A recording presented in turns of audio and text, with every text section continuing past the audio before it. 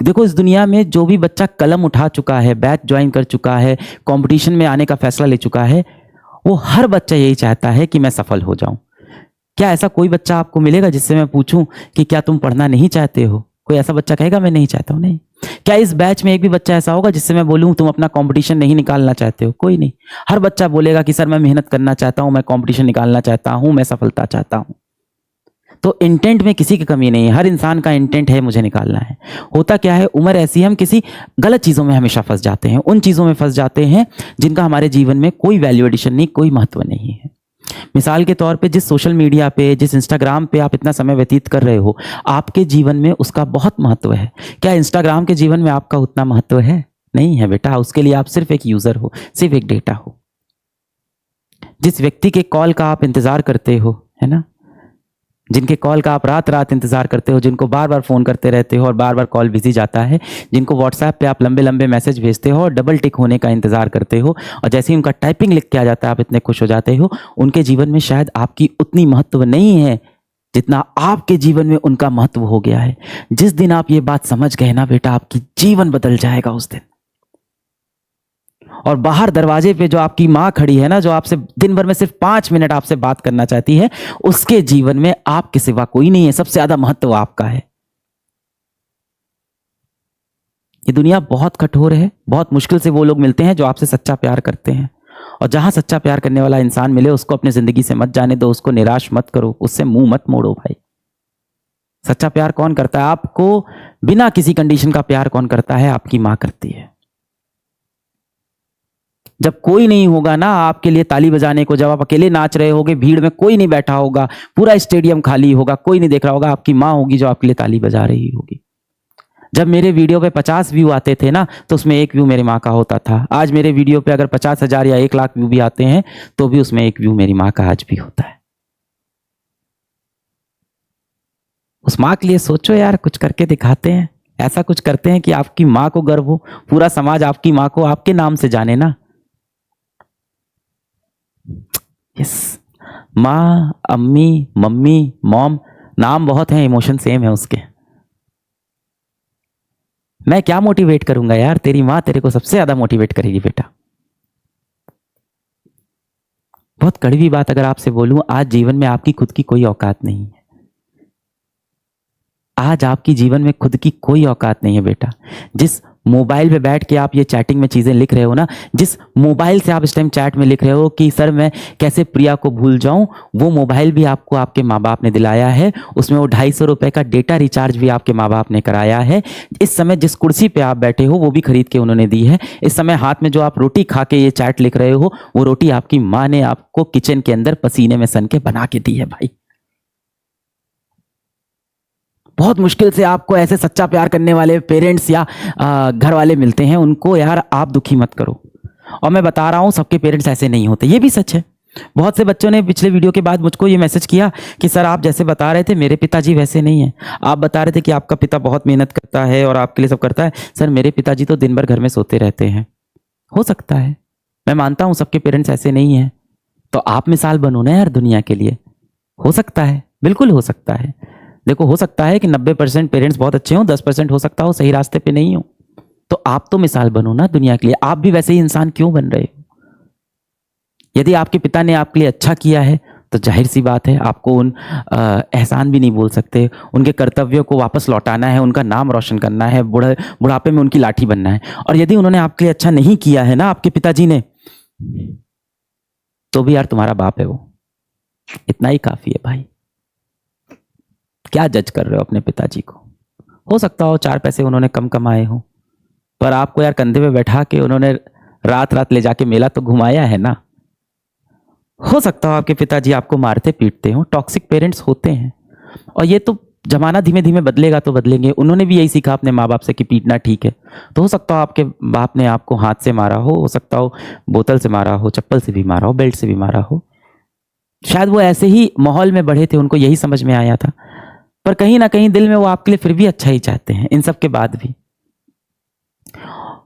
और मैं तो कहता हूं यार, अगर आपको लग भी रहा है ना कि आपके पिताजी बुरे हैं, तो बस ये याद रखो कि बाप है यार अपना, इतना ही काफी है।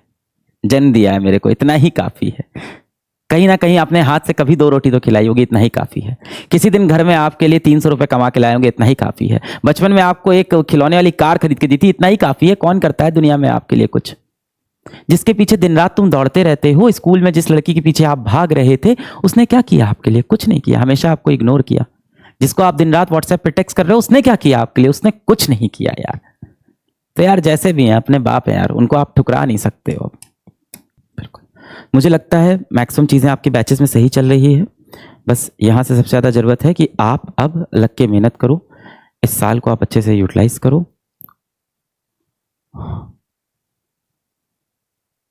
आई लव यू टू। देखो, बहुत कठोर बात है, आप पिछले साल सेलेक्ट नहीं हुए हो और आपका दिल टूट गया है। हो सकता हो किसी बच्चे का दिल इस वजह से टूटा हो, उसका नीट में सिलेक्शन ना हुआ हो। किसी बच्चे का दिल इस वजह से टूट गया हो कि कोई लड़का लड़की उसका दिल तोड़ के चला गया हो। किसी का दिल किसी और कारण से टूटा होगा, हो सकता है। देखो, ये जो हारा वाली जो फीलिंग होती है ना, हारा कि सर मैं हारा। आपका समय बहुत कीमती है, मैं समय नहीं लूंगा, मैं निकलता हूं यहां से। बस एक बात कर लूं, ये जो मैं हारा की फीलिंग होती है ना, जिस फीलिंग में आपको लगता है कि आपका दिल टूट गया है, हो सकता हो ये दिल आपका टूट गया हो क्योंकि पिछले साल आपका नीट ना निकला हो सकता हो आपका ये दिल टूट गया हो क्योंकि जिसको आप चाहते थे उसने आपकी फीलिंग नहीं समझी हो। पर मेरी मानो अच्छा हुआ दिल टूट गया।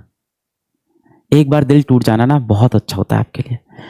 दिल का टूटना कहीं ना कहीं आपके लिए एक लॉस है, पर ये टेम्परेरी लॉस होता है बेटा।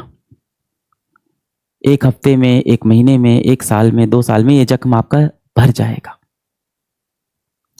आप किसी का दिल मत तोड़ना बेटा, अपने किसी चाहने वाले का, अपने माँ बाप का, किसी का दिल मत तोड़ना। क्योंकि हो सकता हो आज आप ऐसे हो कि आपको लग रहा हो क्या ही फर्क पड़ता है, अपनी माँ से मैं बदतमीजी से बात कर लूंगा, क्या ही फर्क पड़ता है, मैं अपने पिताजी से झूठ बोल दूंगा। एक ना एक दिन बेटा ऐसा आएगा कि दिल में आपको बहुत सारा गिल्ट होगा। और सबसे दुख की बात ये होती है ना, जिस दिन आपको ये गिल्ट आता है, पता नहीं उस दिन आपके माँ बाप आपके जीवन में हो या ना हो। तो उनसे इस तरह के झूठ ना बोलो।